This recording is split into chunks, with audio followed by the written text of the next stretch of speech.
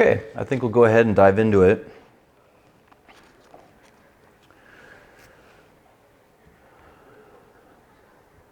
We've been focusing the last few weeks on this primary argument to believe that Jesus' message really is from God. We looked at several reasons to believe that this is the case, but I think this is the strongest one. I've referred to it several times as the miracle test, and I just think that provides a person so much more credibility and gives me so much more compelling reason, confidence, convincing proof, if you will, that somebody's message really is from God if they can perform miracles. Because it seems reasonable that only God can perform miracles or give somebody the ability to do miracles. Now, these miracles that Jesus supposedly performed took place 2,000 years ago. So in order to verify if these miracles really did in fact take place, it's a matter of working through the historical evidence, which is what we've been doing the last few weeks. Is there good, solid historical evidence for Jesus' miracles? And this is the same type of historical investigation that we do for any supposed event in history. This isn't unique from, let's say, Abraham Lincoln's supposed assassination, right? Is there good historical evidence that that actually happened? Or anything in history? And so we've been looking at the historical investigative process and learning a bit more how professional historians think through these issues. And we've been focusing on using material from a non-Christian scholar, Bart Ehrman. Now, I think some of you have noticed online on my YouTube channel and website that not everybody is a fan of me doing this. Some people don't think this is a wise move to use a non-Christian scholar to present this evidence. And I respect their opinion. I respectfully disagree with their opinion. But it was a strategic move on my part over the last couple of years that I started doing because more non-Christians seem to be willing to look at the evidence if it's presented from a non-Christian. For whatever reason, I think they're wrong about this, but for whatever reason, some skeptics don't trust Christian scholars as much because they think they're too biased, for example. So the bottom line is the evidence, right? I mean, it's for the most part objective facts. And so it's almost irrelevant in a sense as to who is presenting those facts, whether a Christian or a non-Christian is presenting those facts. We all have biases, I understand that, but we historians, try to be as objective as possible. So there's a sense in which the facts are the facts, no matter who's presenting them. I've just found that non-Christians are more willing to listen or consider the facts if they come from a non-Christian. Now, Ehrman's not like that, okay? So Ehrman doesn't reject scholarship just because it's done by Christians. So, as I've said before, we could use a good Christian scholarship to present the same material. Another Christian scholar I might make you aware of is this gentleman, John Meyer. Now, he just passed away recently, in 2022, he passed away. But he was a professor at Notre Dame. He's regarded as one of the leading scholars when it comes to the historical Jesus and early Christianity. He's authored over 70 peer-reviewed articles, and he wrote a 5-volume work called A Marginal Jew, Rethinking the Historical Jesus. Happened to be a Catholic priest as well, but very well respected as a scholar and a Christian. But my point here is we could use his material, but it would pretty much be the same factoids that I would be giving you just from a Christian scholar. As I said before, Ehrman doesn't reject scholarship just because it's done by Christians. So in the book that we're taking a look at from Ehrman, Did Jesus Exist?, he refers to John Meyer's work. And I wanted to show you how Ehrman regards Meyer's work very highly. So he wrote in the massive and justly acclaimed 4-volume study. At that time, he only had 4 volumes done, but it ended up being a 5-volume work. Ehrman wrote the justly acclaimed 4-volume study of the historical Jesus by one of the leading scholars in the field, John Meyer. In his work, the idea that Jesus never existed is preemptively dismissed in a single sentence. So there's a lot of solid evidence, there's a lot of solid Christian scholars that are presenting the evidence too, and I used to use them, and we certainly could use them. I've just found it more strategic to present the same evidence, but from a non-Christian scholar. Now, everybody that I'm referring to and telling you about works at the highest level of academia. And so sometimes they can be a little bit intimidating to dive into their work. There's also a lot of popular level works that cover this material. I haven't really given you many recommendations about those, but those are much easier to find. And you might be familiar with some of them. You know, the McDowells, John and his son Sean McDowell, do a lot of popular level work, taking the information from the scholars and putting it in such a level that we can all understand at a more popular level. Lee Strobel is good at that as well. So there's a lot of more easy attainable, easy accessible books that cover this material. But I like to tell people about the scholars at the highest level so they're aware that this sort of work is being done in academia and very well respected.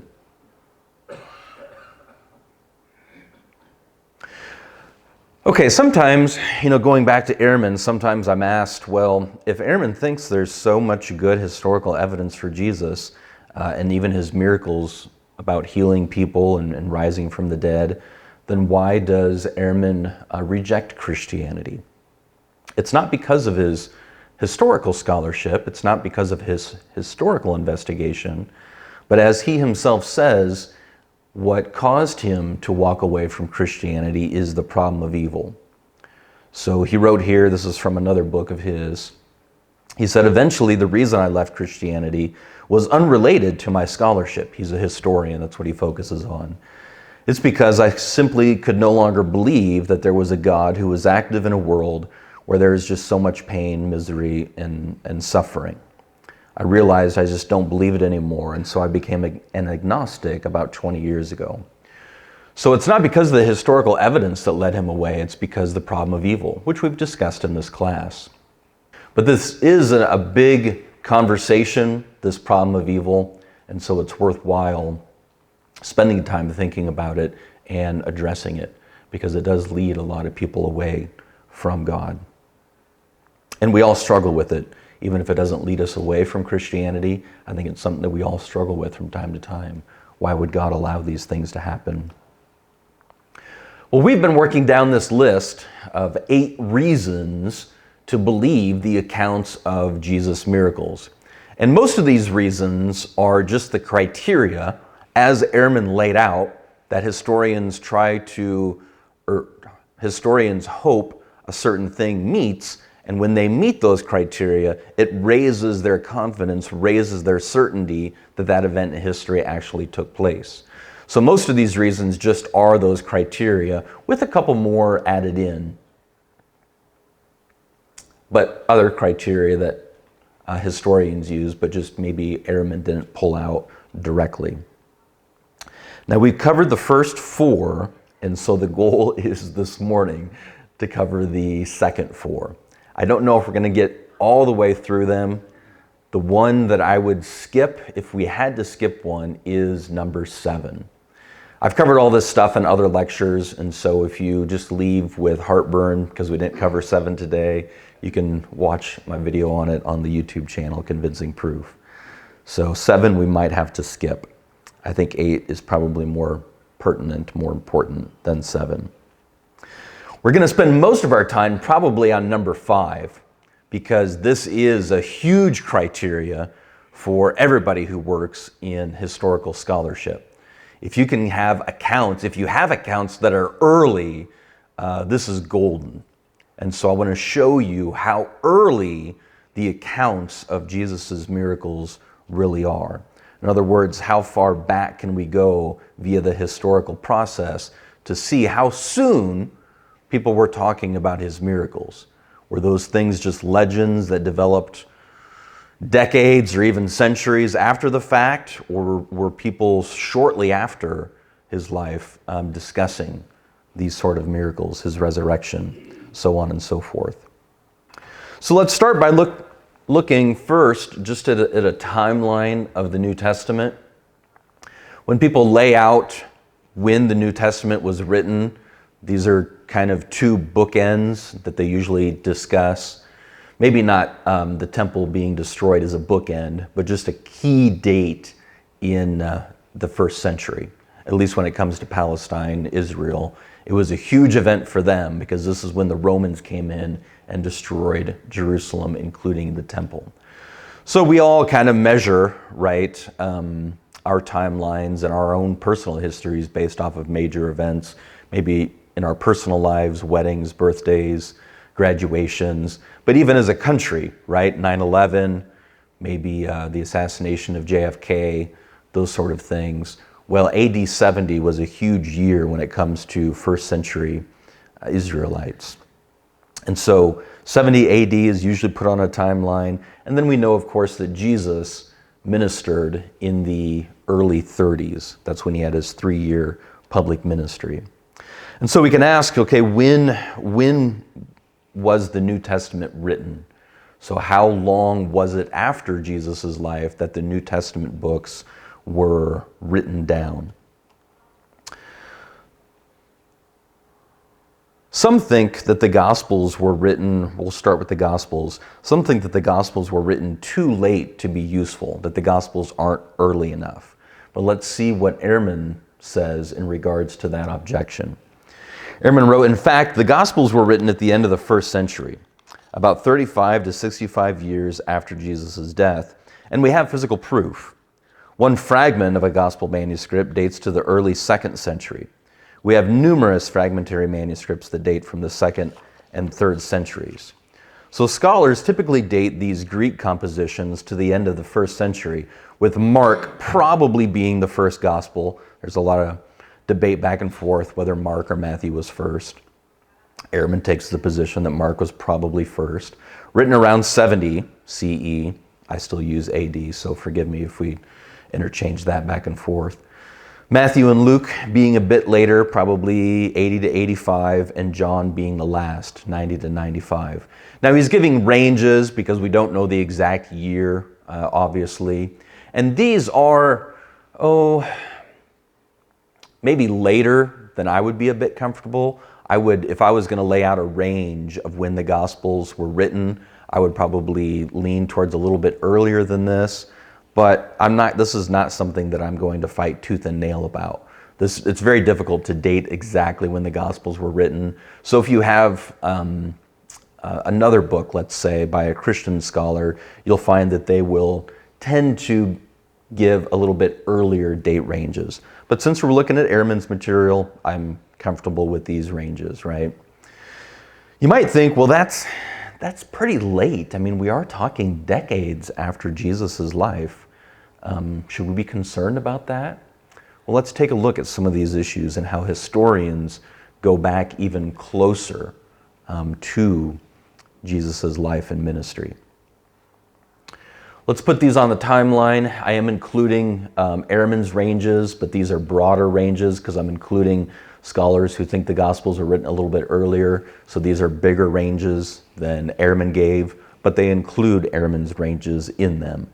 So here are, just some general ranges as to when the Gospels were written. As I said, some people, when they first see this, are concerned that this is a bit too late. Okay, this isn't early enough. This doesn't satisfy our criteria of being early to raise our confidence that these accounts actually happened. However, as Ehrman points out, I'll show you in just a second, as Ehrman points out, a lot of the Gospels were put together based on earlier material. And scholars can actually work back into those earlier materials. So take a look at how Ehrman explains this process.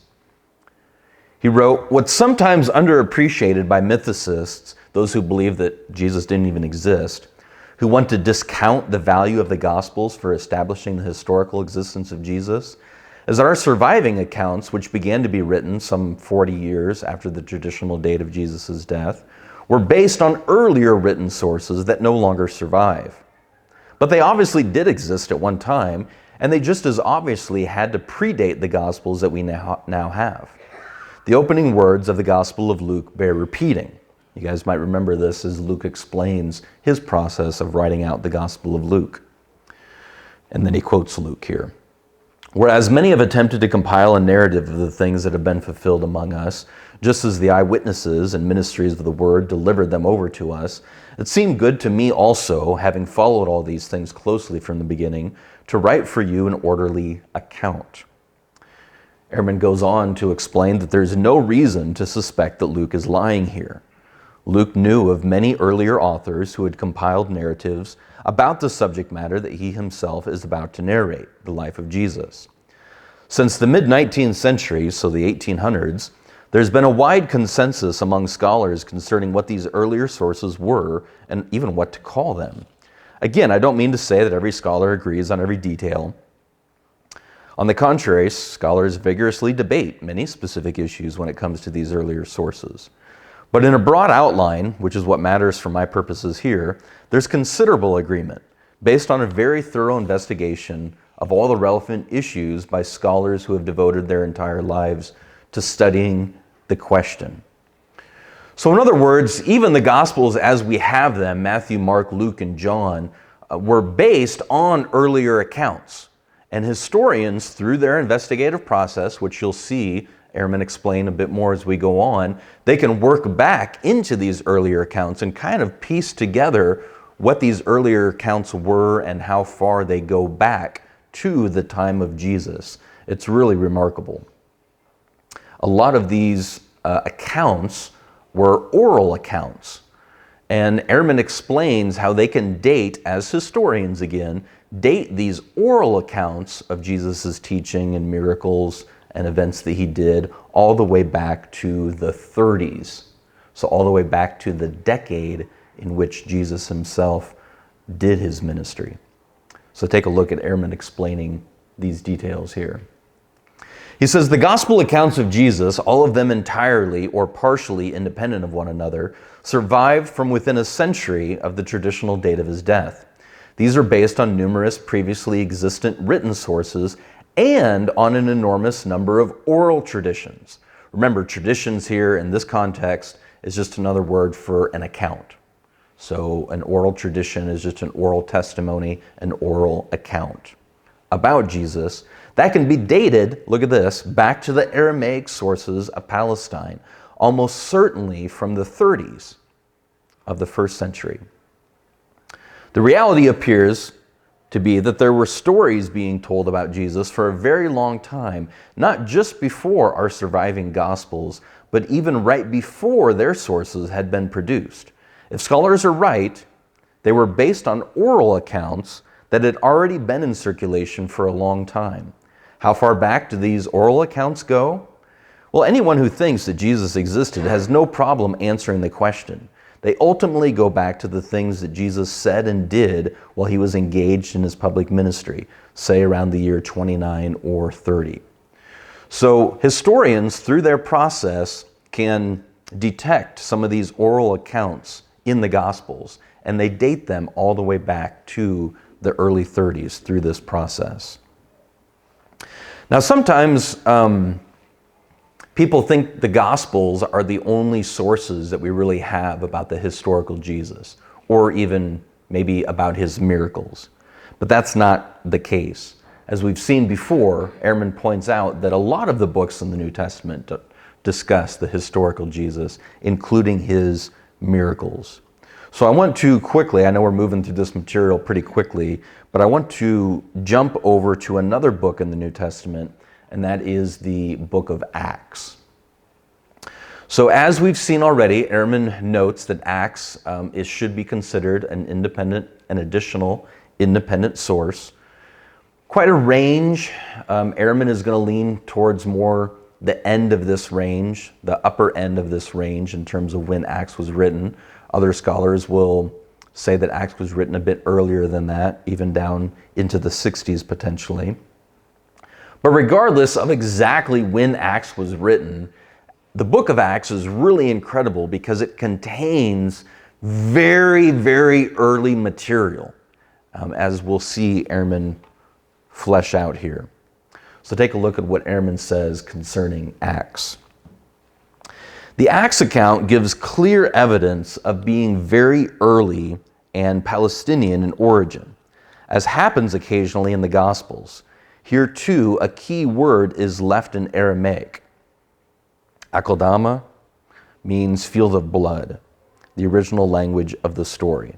So this is one of the ways that both in the Gospels and in Acts, scholars can detect early, very early oral accounts of these things, because the original language that Jesus and the disciples probably did most of their ministry in was Aramaic. The New Testament was written in Greek. And so when the original Aramaic words are kept in various quotes of Jesus and the disciples, that leads historians to believe that that particular material then dates all the way back to what they actually said in the 30s, because it's left in the original language. That's one of the ways historians can pull out some of those early oral accounts. This is a tradition, an account that goes back to the earliest Christian community in Palestine. Luke's not simply recording accounts from his own day in the 80s, he's recording accounts that, some of them at least, stemmed from as much as half a century earlier. So I hope you're grasping the point here. Even though if Acts was written in the 80s, it includes material that can be dated way earlier than that. Moreover, that Luke has access to sayings of the historical Jesus not recorded otherwise, even in his gospel, is clear from a passage such as Acts 20:35, where the Apostle Paul is recorded as saying, "I've shown you that it's necessary by hard work to help the weak, to remember the words of the Lord Jesus, that he said, it's more blessed to give than to receive." So what's clear here is that Luke thinks he knew this, and more important for our considerations, it's an account of a saying of Jesus that has no parallel in the Gospels. And so that's why the book of Acts provides further evidence, an independent source outside of the Gospels. Now, what's really, really exciting, probably the most exciting thing about the book of Acts, is the speeches which are recorded in the book of Acts. Those of you that have studied Acts are familiar with these. There's speeches by various of Jesus' disciples that are given. I think Stephen gives a speech. Obviously, there are things that Peter and Paul, speeches that they give. Now, these Acts are an incredible resource for historians. Take a look at what Ehrman has to say about these speeches found in the book of Acts. Ehrman says, even more significant for our purposes are the speeches recorded in the book of Acts. About a fourth of Acts is made up of these speeches delivered by Peter in the first third of the book, Paul in the final two-thirds.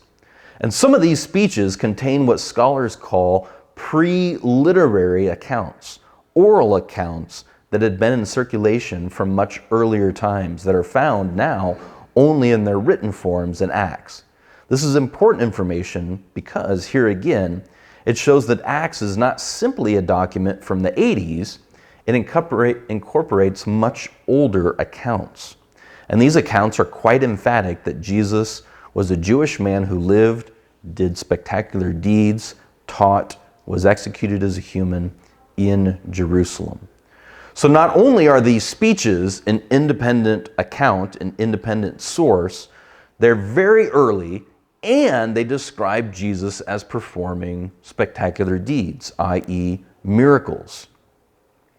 Take a look. Ehrman affirms this. He said, these speeches incorporate materials from the accounts about Jesus that existed long before Luke put pen to papyrus. In these speeches, we have then remnants of much older pre-Lucan accounts. Older not just than the book of Acts, but even older than any of the Gospels, and older in fact than any surviving Christian writing. That the speeches of Acts contain very ancient material, much earlier than the Gospels, is significant as well because these speeches are completely unambiguous. Completely unambiguous that Jesus was a mortal who lived on earth and was crucified under Pontius Pilate at Jewish insistence. Consider the following extracts from 3 of these significant speeches. And then Ehrman goes on to quote 3 of these speeches. And we're going to look at these quotes. These come from Ehrman's book where he's quoting these speeches in Acts. And I want you to note, these speeches don't describe Jesus as just a good moral teacher who did some nice things.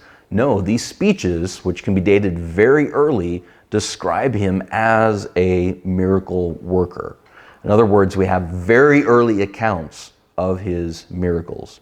These accounts took place very soon after he supposedly performed them. So take a look. Here's the first one. This comes from Acts 2.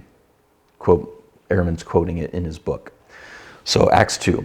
Men of Israel, hear these words. Jesus the Nazarene, a man attested to you by God, here we go, through miracles and wonders and signs that God did through him in your midst.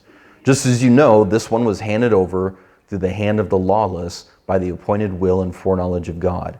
And you nailed him up and killed him, but God raised him by loosing the birth pangs of death. So even his resurrection was being discussed very soon after the fact, dating these speeches early. Another key speech from Acts, Ehrman points out, comes from Acts 3, says similar things. God glorified his child Jesus, whom you handed over and denied before Pilate, who had decided to release him, but you denied the holy and righteous one and demanded a murderer be given over to you instead. But you killed the author of life, whom God raised from the dead. There's his resurrection, as we are witnesses of it. And then lastly, a speech from Acts 13, Ehrman quotes, for those who live in Jerusalem and their leaders, when they find no charge worthy of death, they asked Pilate to execute him. And when they had fulfilled all the things that were written about him, they took him down from the tree and placed him in a tomb. But here you go, God raised him from the dead. So I know this is a lot of nitty-gritty detail, and some people really love historical investigation. They love looking at these details. For some people, they can be a bit tedious, so I apologize for that. I'm probably more in the latter camp. I'm more of a philosopher. I like to think through arguments and think deeply about putting together good, solid arguments and the flow of logic and stuff. And so when it comes to history, a lot of it is just dates and details. And I get a bit overwhelmed because I have a terrible memory. But I think this stuff is important to be aware of, even if we can't memorize all the details, just to know how early these accounts can be dated and how professional historians have dated these accounts of his miracles and his resurrection very, very early. So take a look at what Ehrman says summarizing these speeches now, and particularly the miracles included in these speeches. He wrote, the idea that Christians were telling stories of Jesus' life, death, and resurrection before Luke, before Mark, before Paul even, is held by virtually all scholars of the New Testament. This isn't just him. This isn't just some scholars. All scholars understand this and agree to it. We've already looked at the speeches in the book of Acts. These speeches show clear signs of having derived from the earliest Christian communities. These speeches show clear signs, said that twice. These speeches must come from exceedingly early times, and in them we find summaries of Jesus' life and death, where it's clear he was a Jewish teacher and a miracle worker. There you go. So even Ehrman's affirming there's good early source material for his miracles, who was crucified by the Romans. This is not a story invented by Mark. It was in circulation from the earliest period of Christian storytelling, account giving. These oral traditions then did not arise 20, 30, or even 40 years from the traditional date of his death. On the contrary, as we've seen, they began in Aramaic-speaking Palestine, and we can give reasonably hard dates. At the very latest, they started these accounts of Jesus, his miracles and resurrection. They started in the early 30s, a year or two after Jesus allegedly died. They almost certainly started even earlier. So what we can conclude from this, right, is not necessarily that Jesus did these miracles and rose from the dead, but what we can definitely exclude from any realm of possibility based on historical investigation, we can completely reject the idea that his miracles and resurrection were legends that developed decades later, because we have source material that comes from shortly, just a couple years after his death, that people were discussing his resurrection and miracles. So we can date these speeches, and Ehrman does, back to the 30s. And as we've seen, these speeches talk about his miracles and his resurrection. So that's why I'm saying the miracles and the resurrection of Jesus meet this criteria of having very early sources. Now, as impressive, right, as impressive as these speeches are in the book of Acts, we have something even better than that. It's almost hard to believe. When I first got exposed to this evidence as a younger person, I had just heard from so many different skeptics that these things were legends that developed decades and centuries later. Maybe you've heard some of that garbage before, but when I first got exposed to this stuff from actual professional historians, I was just blown away how they have traced back how early some of these sources are that discuss Jesus's miracles and resurrection. So if you were impressed by those speeches in Acts, hold on to your pants because we're going back even closer to Jesus's life. This is really, really incredible. What I'm referring to is Paul's letters, okay? There's some things discovered that historians have discovered in Paul's letters that can be dated, and historians do date these things even earlier than the speeches in Acts. So let's slowly walk through how Ehrman lays this out. So Ehrman explains that the Apostle Paul is our earliest surviving Christian author of any kind. Many readers of the Bible assume that the Gospels were the first books of the New Testament to be written, since they appear first in order of the New Testament, and they discuss the life of Jesus, who obviously started the whole movement. But Paul was actually writing some years before the Gospels. His first letter, 1 Thessalonians, is usually dated. We can get even more specific with Paul's letters because of the things that he includes in his letters and such, is usually dated to the 40s, 49. Is Ehrman's date for 1 Thessalonians. And his last probably was Romans, which is dated 12 to 13 years after that. So early 60s, okay?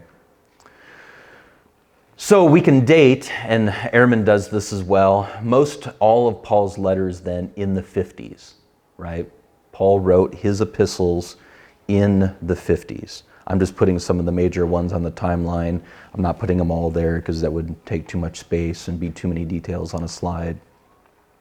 But we have Galatians, late 40s to early 50s, 1st and 2nd Corinthians, mid 50s, and Romans, probably the last letter he wrote that we have in the New Testament, in the mid to late 50s. These are the ranges that Ehrman gives.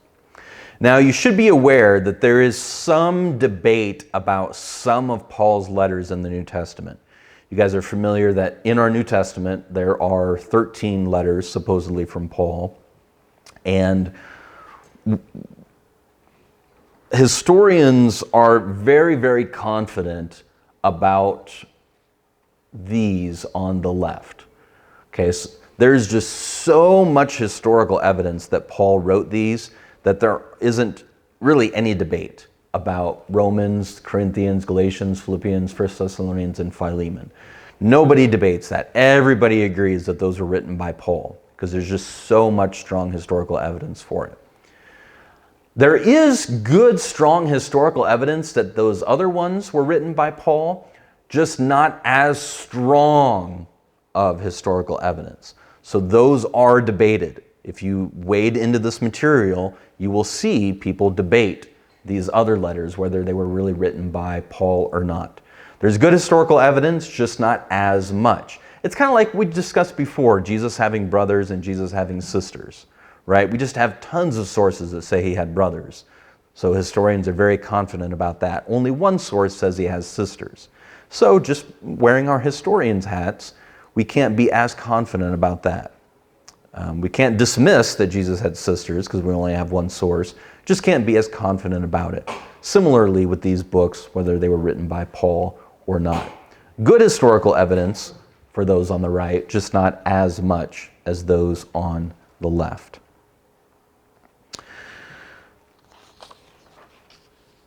Okay, here's what Ehrman sums up concerning what Paul wrote. And he's going to concentrate on the ones on the left, of course, because those have just the most historical evidence they were written by Paul. So Ehrman is summing up what we find in Paul. He says, Paul mentions that Jesus was born, that he was a Jew, a direct descendant of King David. He had brothers, one of them named James. He had a ministry to Jews, had 12 disciples. He was a teacher, anticipated his own death. He had a Last Supper on the night he was handed over. He was killed at the instigation of Jews in Judea, and he died by crucifixion. He also refers on several occasions to Jesus' teachings. Now, Ehrman is making this point because some mythicists will say that, Paul didn't really talk about the historical Jesus at all, but that's just not the case, and Ehrman's pointing that out here. Paul was so convinced that Jesus was the Jewish Messiah that he used the term Christ, which is translated Messiah, as one of Jesus' actual names. Now, in terms of predicting his own death, Ehrman is convinced of this, okay? So you can think of this maybe as a miracle, prophesying his own death. But take a look at what Ehrman wrote concerning, he mentions it briefly in this quote, but in a latter section, he goes into more depth. This is, you might remember the account at the Last Supper where Jesus tells his disciples that he's going to be handed over and killed. Ehrman says, this is not some vague mythological reference, but a concrete historical one. Paul knows Jesus had a Last Supper with his disciples, and he knows that Jesus predicted his approaching death, the very night he was handed over to the authorities. Now, Paul's letters are very early. We've seen it on the timeline. Paul's letters were written, most of them in the 50s. So we're talking 20 years, after Jesus' life and ministry, which is pretty close, right? 20 years, that's pretty good for historical investigation, especially when we're talking about something that supposedly took place 2,000 years ago. But there are things found within Paul's letters that can be dated even earlier than the letters themselves, similar to the speeches in Acts. But let's take a look at these things that scholars have discovered in Paul's letters. What historians have identified in several of Paul's letters are ancient creeds. Now, we all know what a creed is. Sometimes we recite the Apostles' Creed, for example. Creeds in all religions, all belief systems have creeds. Creeds are just a short, little, pithy statement that summarizes our key beliefs. And creeds are usually done that way so they can be memorized and repeated and taught to the next generation. So we know what a creed is. The early Christians had creeds as well. And scholars have identified in Paul's letters where he quotes some of these early creeds. So in fact, scholars have identified 41 creeds in Paul's letters that he's quoting. So if Paul is quoting these creeds in the 50s, obviously we know that these creeds date then earlier than the 50s, if Paul is quoting them. So where did Paul get these creeds? Now this is going to be a little bit detailed, but bear with me, it involves a little bit of math. But look at how Ehrman describes this situation. Where did Paul get these creeds? Where did Paul get all this received accounts, these creeds? He's specifically talking in this context about these creeds. And most important, when did he get them? Well, Paul indicates in Galatians 1 that originally, before his conversion, he'd been a fierce persecutor of the church of Christ. But then on the basis of some kind of mysterious revelation, he came to see that Jesus really was the Son of God, and he converted to Christianity. After 3 years after his conversion, he tells us he made a trip to Jerusalem. and there he spent 15 days with Cephas and James. Now Cephas was one of Jesus' 12 disciples, and James was one of Jesus' brothers. Now this is a very, very important piece of historical evidence. Take a look at what Ehrman says concerning this trip of Paul to go see Cephas and James. Ehrman wrote, Paul also names one of the brothers of Jesus, and it's none other than James, also mentioned by Mark. The comment comes in Galatians chapter 1, one of those rare autobiographical statements of Paul in which he reflects back on his life and indicates what he did after his conversion. And then he quotes some verses from Galatians. After 3 years, I went to Jerusalem to consult with Cephas, and I remained with him for 15 days. I did not see any of the other apostles except James, the brother of the Lord. What I'm writing to you, I tell you before God, I'm not lying. When Paul swears he's not lying, this is back to Ehrman now, when Paul swears he's not lying, I generally believe him. During those 15 days, he saw Cephas and James and no one else. Now this is important for two reasons, as Ehrman's going to explain. This is important for two reasons. First of all, because we've got now Paul interviewing, if you will, or talking to direct eyewitnesses. Ehrman explains that Cephas, of course, was Simon Peter, Jesus' closest disciple, and James was the Lord's brother. And these are two very good people to know if you want to know anything about the historical Jesus. I wish I knew them. And so in the letter here to Galatians, Paul states as clearly as possible that he knew Jesus' brother. Can we get any closer to an eyewitness account than this? Paul knows one of these brothers personally. It's hard to get much closer to the historical Jesus than that. So we've got direct eyewitnesses, right? Jesus' brother and Peter. And the second reason why this account in Galatians is so important is that it tells us this material, these creeds, come from very, very early, close to the dates when Jesus did his ministry. So this is a long quote, I apologize, but I think it's worth taking a look at. Ehrman wrote, when scholars then crunch all the numbers that Paul mentions, it appears that he must have converted in the early 30s, say 32, 33, just 1 to 3 years after the death of Jesus. This means that if Paul went to Jerusalem to visit Cephas and James 3 years after his conversion, he would have seen them and received the traditions, the creeds, that he later gives in his letters, around the middle of the decade, say the year 35 or 36. The traditions he inherited from Cephas and James, of course, were older than that, and so must date to just a couple of years or so after Jesus' death. We don't have to wait for the Gospel of Mark around 70 to hear about the historical Jesus, as mythicists are fond of claiming. This evidence from Paul dovetails perfectly with what we find in the Gospel accounts, whose oral accounts almost certainly go also back to the 30s. Paul too shows that just a few years after Jesus' life, his followers were talking about the things he said, did, and experienced as a Jewish teacher in Palestine who was crucified by the Romans at the instigation of the Jewish authorities. This is a powerful confluence of evidence, the sources of the Gospels and the accounts of our earliest Christian author. So these creeds are extremely early material. Historians, including Ehrman and others, through this historical process, taking Paul's account from Galatians 1, date these creeds then to the early to mid-30s. So you might say, okay, we've got these early creeds. Now, do these early creeds describe Jesus as just a good, nice guy who taught some good moral teachings, and then the account of his miracles and resurrection, those are just legends that developed decades and centuries later?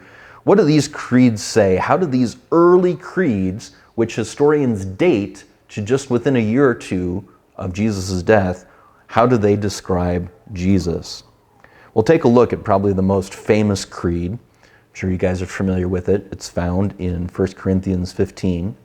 But take a look at this famous creed found in Paul's letters and how it describes Jesus. Just a good moral teacher, or as a miracle worker that rose from the dead. Take a look.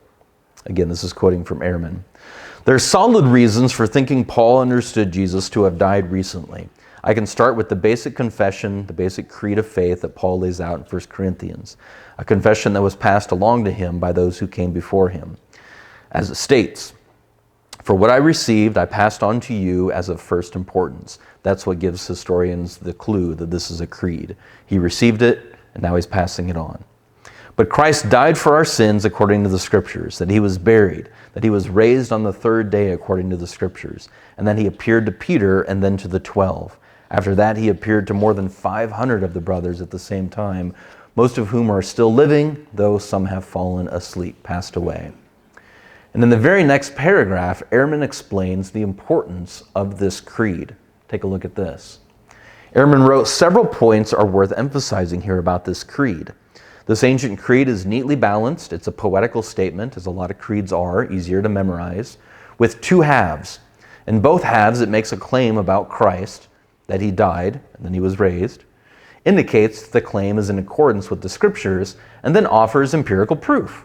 That he died is proved by the fact that he was buried, and that he was raised is proved by the fact that he appeared to Cephas and then to the 12. So we've got very, very, very early sources talking about Jesus' resurrection. Clearly, this couldn't have been a legend that developed decades later, because people were talking about it almost immediately after it supposedly took place.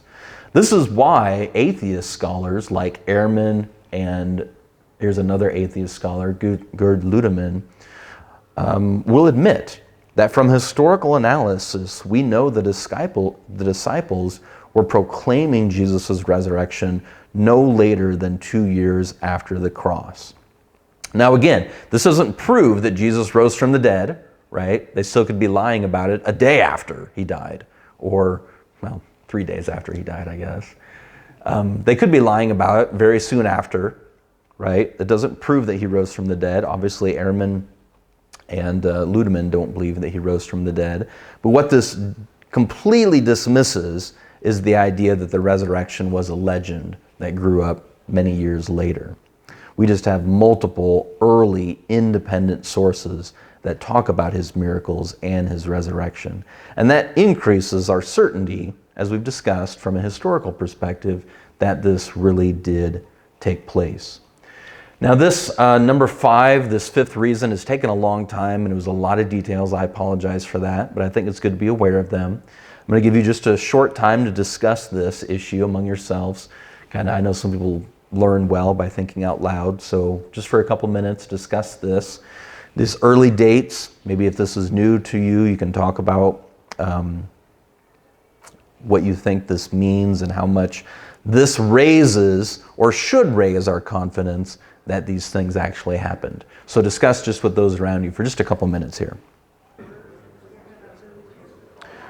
Now, as we've seen, Ehrman and that other gentleman, Gerd Ludemann, as atheists, even though they agree there's a lot of good, solid historical evidence for Jesus' miracles and resurrection, they're not going to accept those things because they don't believe that there is a God. That's why I've said one of the reasons why I think the apologetic approach that I've taken, sometimes it's called classical apologetics, traditional apologetics, where you make a case for the existence of God first, I think sets a good foundation to be open to the possibility of miracles, so that when there is good historical evidence for miracles, we can be more open to them than I would say these gentlemen are, and they're just going to reject, no matter how much historical evidence is, they're going to reject it because they just don't think that there is a God that can perform such miracles. So that's why I think, my approach that I've taken, that I follow, as well as other traditional and classical apologists, making a case for the existence of God comes first in the order of building a case, an overall case for Christianity. Now let's move on to number 6. And the way that I like to do this is to start by this picture, maybe bring back some memories. And the question I like to ask is, what does this tell us about their beliefs? Those that were flying the planes on that day, what does that tell us about their beliefs? Well, it certainly doesn't tell us that their beliefs are true, their Islamic beliefs, right? I think it does tell us, though, that they believed their beliefs are true. Does that make sense? In other words, it's very unlikely that somebody is going to be willing to die for something that they know is a lie. It's very unlikely that somebody is going to be willing to die for something that they know is false. So if somebody is willing to die for something, I think that can give us fairly good certainty that they believe that their beliefs are true, right? And so when we carry over that conclusion to the disciples, to the apostles, I think we also can take that also raises our certainty that they believed what they were saying was true. Now, the difference between the apostles and the gentlemen who were flying the planes on 9/11 is that the apostles were in a position, the best position possible, to know if their beliefs were true or false, right? Because remember what skeptics say. Skeptics say that they were the ones who invented these ideas. They were the ones that came up with these lies. They were the eyewitnesses to these original things, Jesus' miracles and resurrection.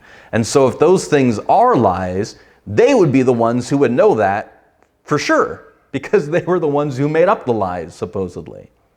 So the disciples and the apostles were in the best position to know if their beliefs were true or not, as opposed to these gentlemen who, were told their Islamic beliefs 600 years, 1,400 years after Muhammad lived in the 600s, right? The apostles are different in that they were the supposed eyewitnesses. If they're lying, if their beliefs were false, they would know that they're false because they're the ones who made them up. So the fact that they were willing to die for their beliefs gives us a lot of confidence that they were telling the truth. In other words, the way that I've phrased it here, number 6, the lives of Jesus' disciples were radically transformed such that they were willing to die and suffer for their beliefs, raises our confidence that they were telling the truth. Because again, people aren't usually willing to die for things that they know are false. If you think about it, they really had no motivation to lie about these things. It's not like today, right? Today, if you started a new religion, you can get rich, you can get famous, right? There's all sorts of motivations to start a new religion nowadays in this environment we've created with freedom of religion. But back in their day, back in the 1st century, under the Roman Empire, you weren't starting a new religion, you weren't going to get rich and famous at all. In fact, the opposite was going to happen. You were going to be persecuted, you were going to be killed, your financial life most likely was going to fall apart. There was all sorts of reasons not to start a new religion. Torture, suffering, rejection, financial ruin, ridicule, persecution. So there's very little motivation here for the disciples to make this stuff up. But they did. They did make a new religion, if you want to put it that way. And they were willing to suffer and die for their beliefs. This is a good resource done by one of the McDowells. This would be probably familiar with John McDowell, Evidence That Demands a Verdict. Good popular, older now, but good popular level source for historical evidence. His son Sean got his PhD in apologetics and wrote this book where he details all the historical evidence for the martyrdom of Jesus' disciples. So good resource to be aware of, because we also want to give historical evidence for this claim that the disciples were willing to suffer and die for their beliefs. And in fact, that's the case that raises our confidence that they were telling the truth about Jesus' miracles and resurrection. Now, non-Christians agree with this approach. They agree with this criteria.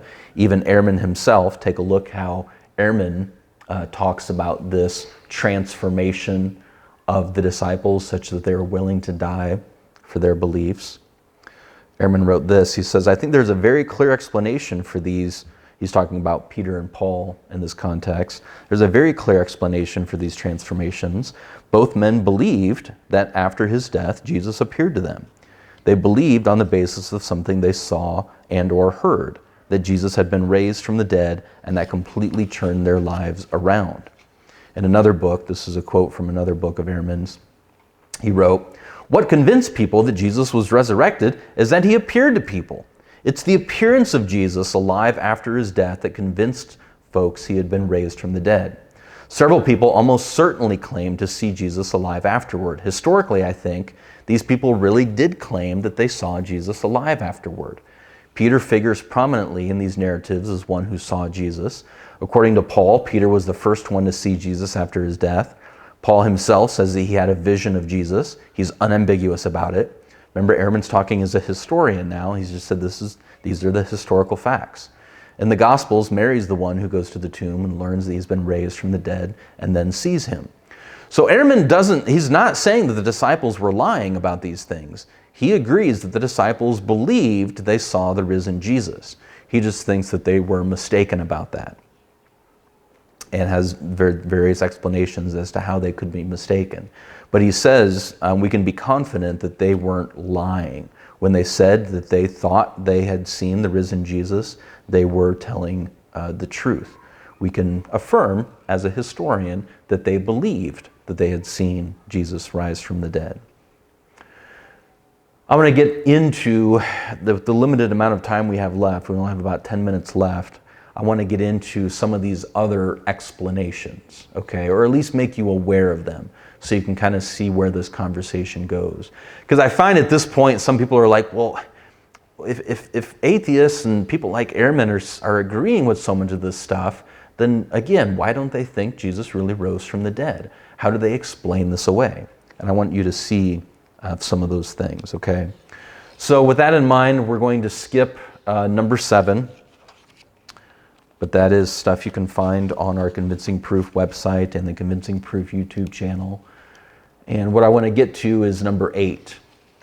And these are the alternate explanations. And maybe you've heard them before, but these are then, what Ehrman or Gerd Ludemann and others who agree that there's good early accounts of Jesus' resurrection. How do they explain them away?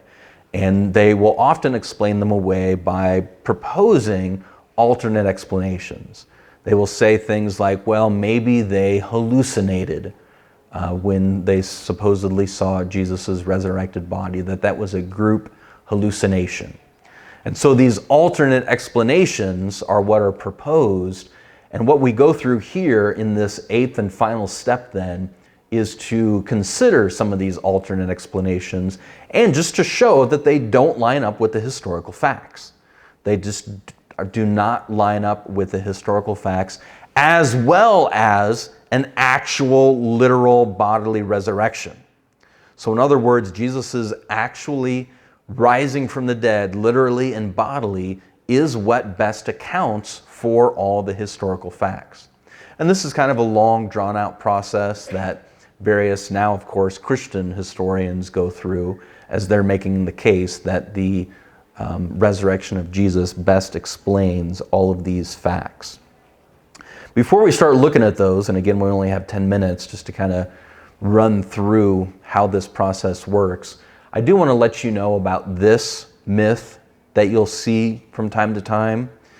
Maybe you've heard about it before. If you deal in these subjects online at all, this is going to be one of the first objections you hear. This idea that Jesus' resurrection was just based on ancient pagan myths that the disciples just copied as they invented their story of Jesus rising from the dead.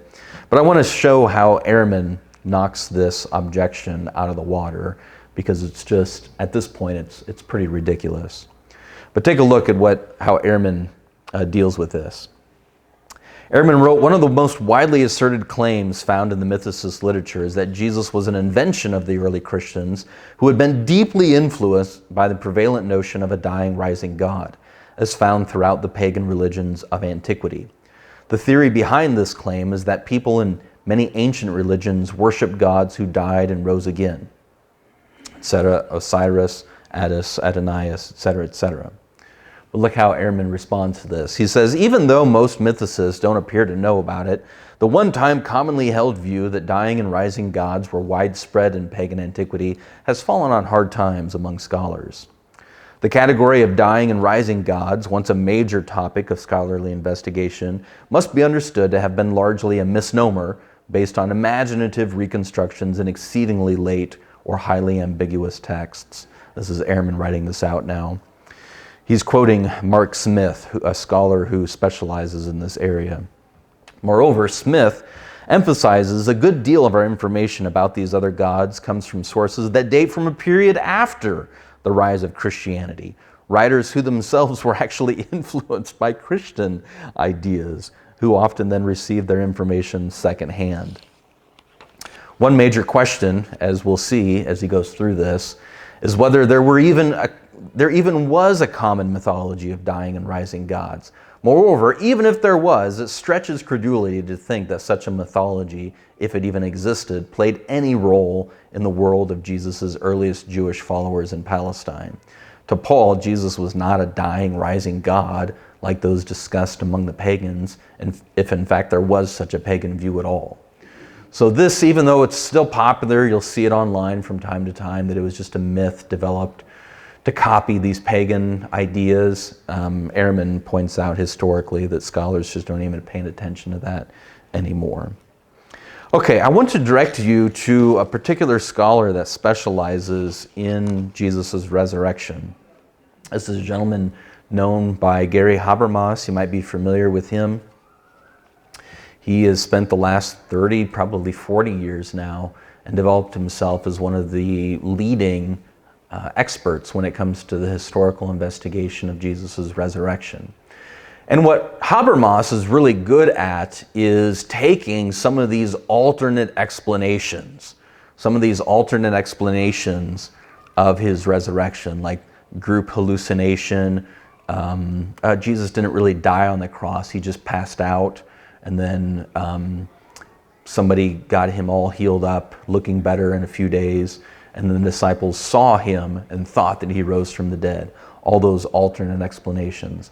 And what Gary is really good about doing is showing how all of those alternate explanations just don't measure up with the facts. They just don't meet the historical criteria, as well as Jesus' literal bodily resurrection.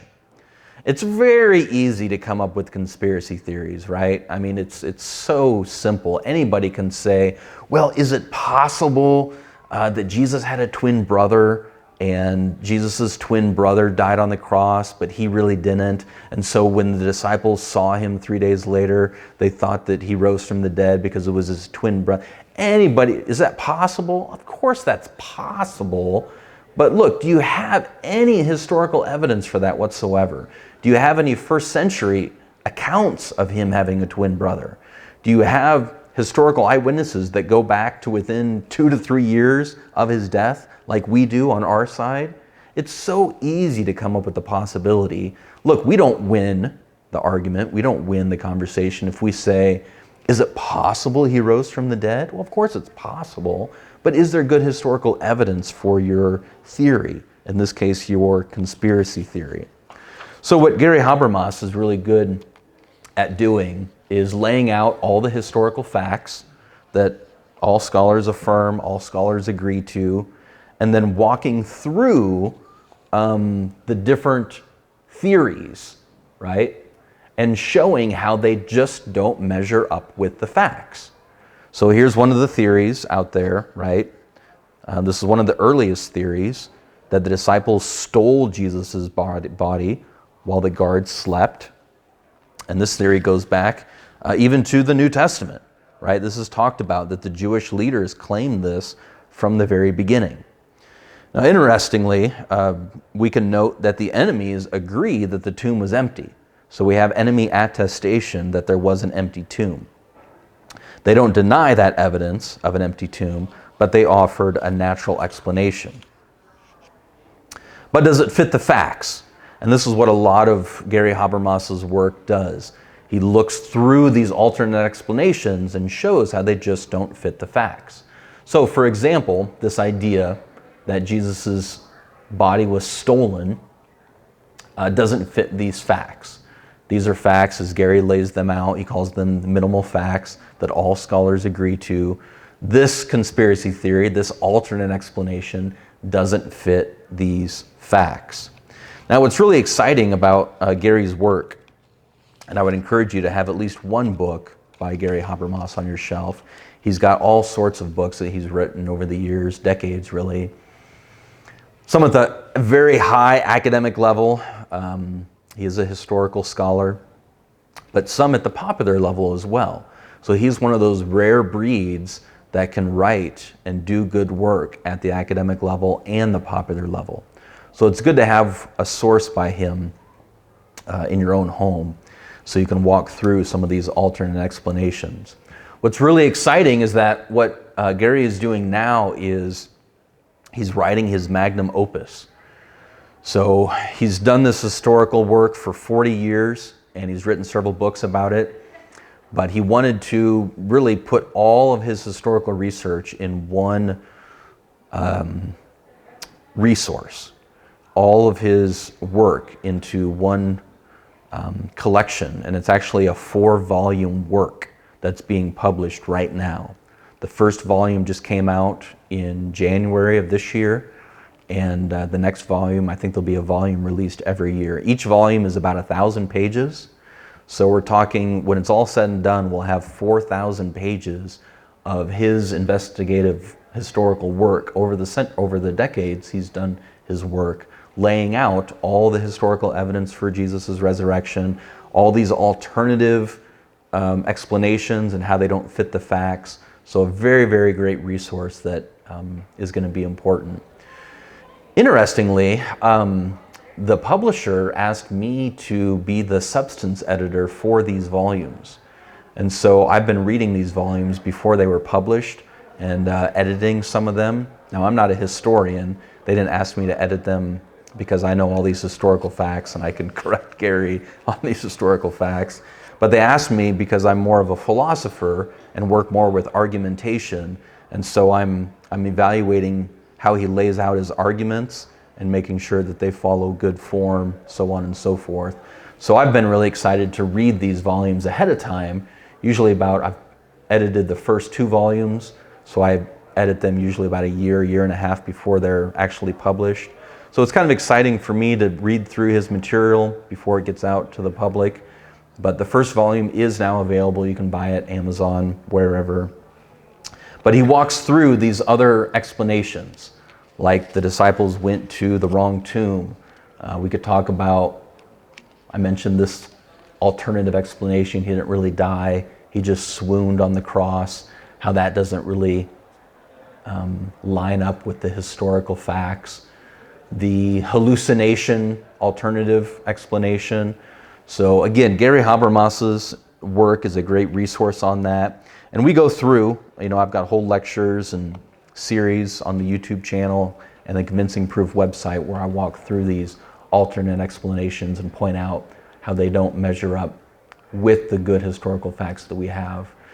So I'm apologizing we don't have time to go through all this nitty-gritty detail, but I want you to be at least aware of it.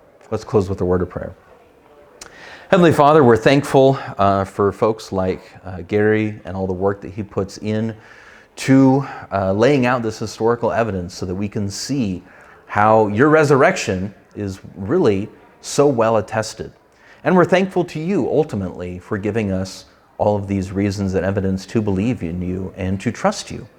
I feel sometimes like doubting Thomas, just so skeptical. There's just so many fakes out there. There's so many people trying to trick us and sell us things.